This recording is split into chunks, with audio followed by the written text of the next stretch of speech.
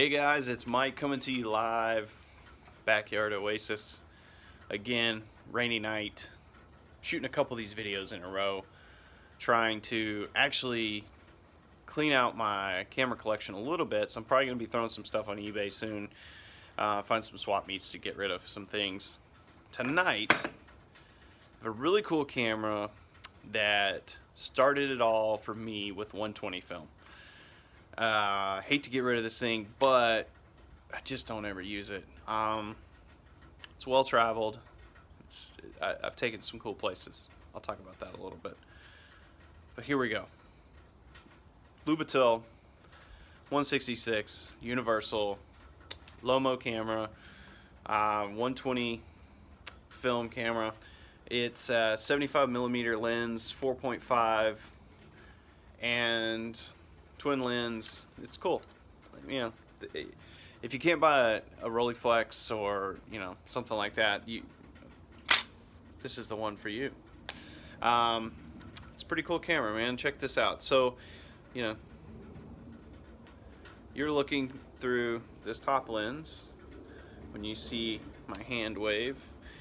This one's really cool because it has a magnifier here to help focus. You can actually push that out of the way to not have to mess with it. But you can see there's a little magnifier right there in the middle of that one as well, of that lens. And there's also lines and arrows and so forth to let you know from a framing perspective how things are looking. What's cool, how these work is, well, that's annoying. Let me close that up. The light's shining in there. And the way these work is that as you are focusing this camera, and you take your focus ring and go in and out on your focus, they're stuck together by a gear. So these are teeth on this one and teeth on this one, and so as you turn the bottom one, it turns the top one, and so forth, back and forth. This has little indicators on the top for the focus, so you've got infinity, and then all the way down to, let's see if it'll focus down there. This thing's kind of old. Down to 1.3 meters. That's pretty close. I don't know that you're gonna want to get that close with one of these. So again, the gears kind of twist these things around, move them around. They're not super accurate in terms of focus on these things. You're gonna, the Lomo name, you're gonna get a little bit of a lomography type feel to it. On the side, this dial has zero use other than just a reminder of what you're doing and helping you calculate some things. So you can move this dial around in terms of like where it doesn't even spin, so I can't tell you what it does. These are strap holders for your strap, because typically most people put these strapped around their neck and they carry them a little bit above waistline or maybe like mid-chest or something like that, just so you can look down through here and shoot, which is a really interesting shooting pattern. If you're not used to it, that can be a little tricky to take that different approach of, now, okay, I'm looking down and trying to frame things. And also, when you're doing that, everything is a little backwards because of the mirroring and so forth. So you're turning this way to turn that way, and that way to that way. So a little tricky. This is the advance knob. So you turn this knob, it advances the film. And with all 120, you have to look through this piece here. Sorry, my battery's dying. You have to look through this little glass here and read the paper backing. Here's the tricky part for this one. There's a little thing here. By default, it just flops over and stays there. So if you're looking at it and you're not careful in the right light, you can advance past your film because you forgot to actually turn this so that you can see in there. So this is just blocking the lens, just light leak situations. It also, on this one, controls 4.5 by 6 versus 8 by 8. So if you want to switch it over to the 8 by 8, you actually just turn it there, and then it just lines itself up with the paper backing on the 8 by 8, so you can shoot in that pattern on there. It has a cold shoe on the side just for mounting a flash. I'll be honest, I tried to look this up to see how you actually trigger the flash from here, and I can't figure it out. There's a mechanism of some sort that I don't own, that goes with this to shoot a flash off. I never used a flash on this, so it doesn't matter. To take a shot, you cock that little guy down there. That's your shutter release. You can hear the buzz there. It sounds like it's almost like it's a timer situation, but that's because I have it set. Here's your f-stop. That's where you change your use that to change your f-stop, and then on the side here you see that little guy moving back and forth. That's your f-stops. If you have this thing wide open, which I had it wide open there, then that's a problem. That's why you heard that. This is the actual timer.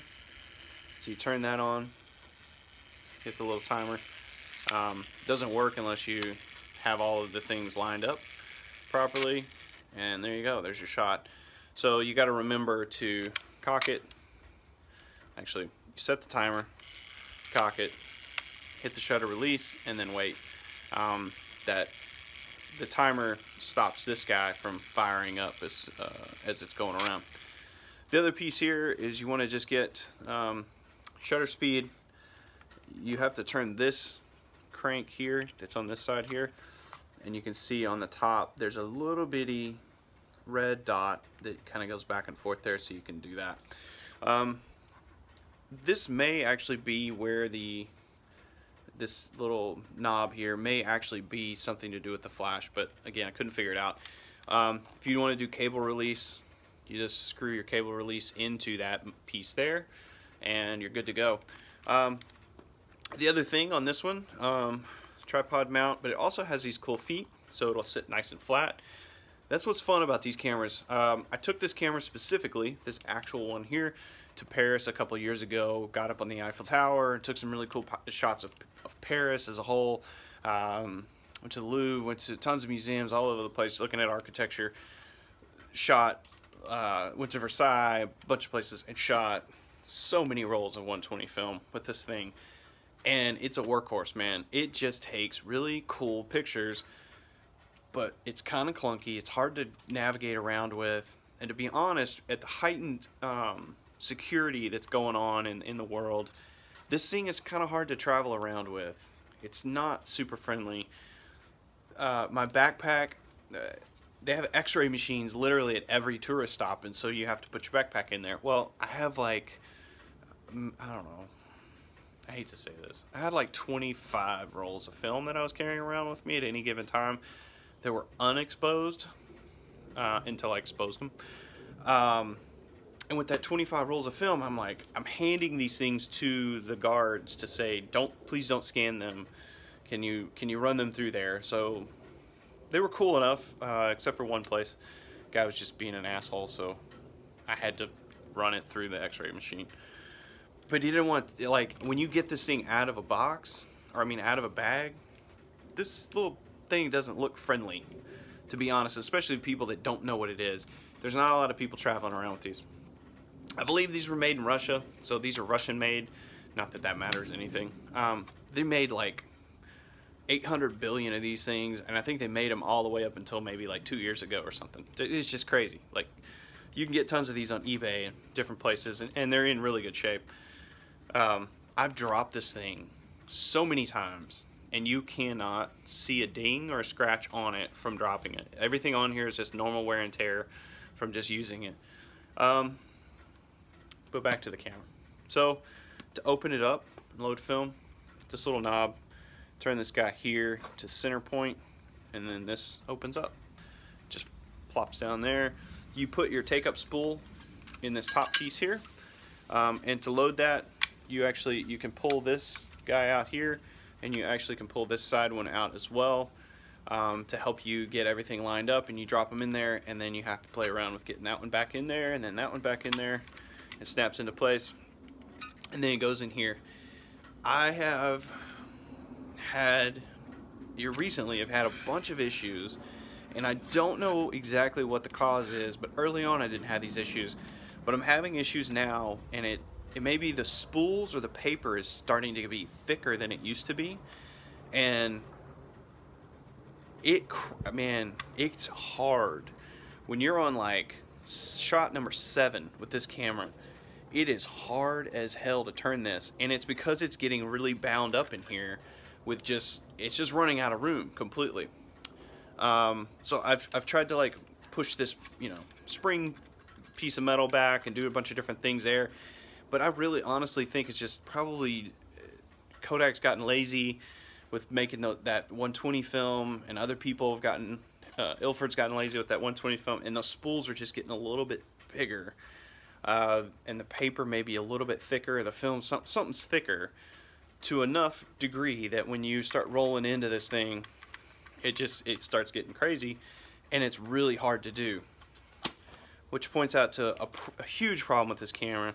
This stupid thing right here, I can't tell you how many times I have busted the crap out of my knuckle, this knuckle, on this thing here, and been bleeding after it's done, because I'm like trying to get, you know, to the next shot really quickly, and I start cranking, and I'll hit my knuckle on that thing. But I guess I could cut it off or something. I don't know. Not my knuckle. This stupid thing. So, anyways, that's this camera, man. This is a really cool camera. Go find one on eBay. You could probably get almost a brand new one from somebody for pretty cheap, and they all work exactly the same. I have actually taken this thing completely apart. In the front side of it, I had some issues when I was traveling. I got some crazy amounts of dirt and dust into it, and so I wanted to get in and clean it out. The only thing that was crazy was I had to make sure I marked. This is a really important one. You have to make sure you mark where the position of this lens is and where the position of this lens is in reference to each other and in reference to the case itself. So I marked all those because this focus ring focuses this thing. So you can see it moving around. And if this is not lined up perfectly with this at factory settings, every picture you take is going to be completely 100% out of focus.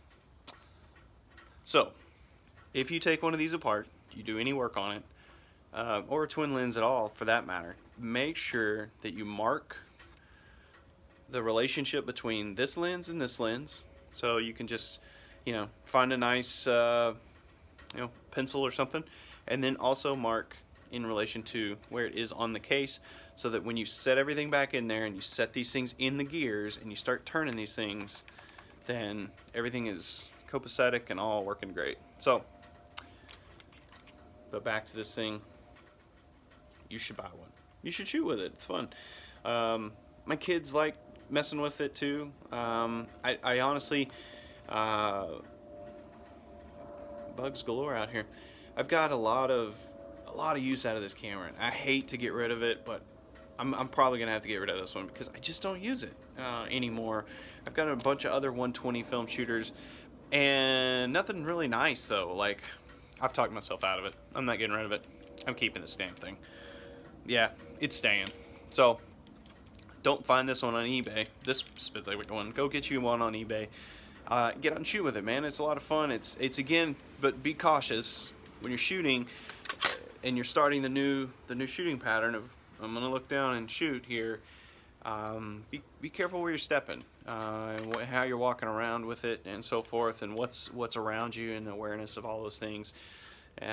Especially if you're trying to walk and do things, or you're in big public places and things where it's kind of weird to just be standing there looking down at this thing, because it takes a minute to focus.